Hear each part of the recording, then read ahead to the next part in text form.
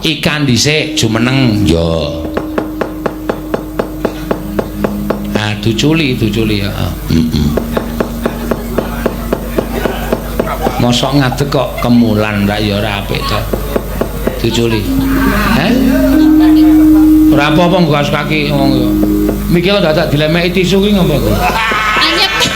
Heh? Anyep, Pak. Napa lho? Aku malah bayang aku werna-werna. Kosek tak bahas iki. Apa? Jenengan bayangke apa?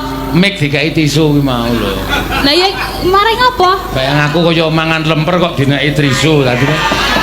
Kelet nek ketan ki kelet. Oh, nek lemper kelet ya. Heeh. Mbak Ika. Saka ngendi? Saka Gunung Kidul. Lah tak pikir iki lho. Tak pikir iki. Iki anyep banget iki. Iki wesi iki. Oh, nggih. Mulane ket mau tak jepit terus. Soalnya dijepit kan saka anyep dadi anget. Oh. Iki lho.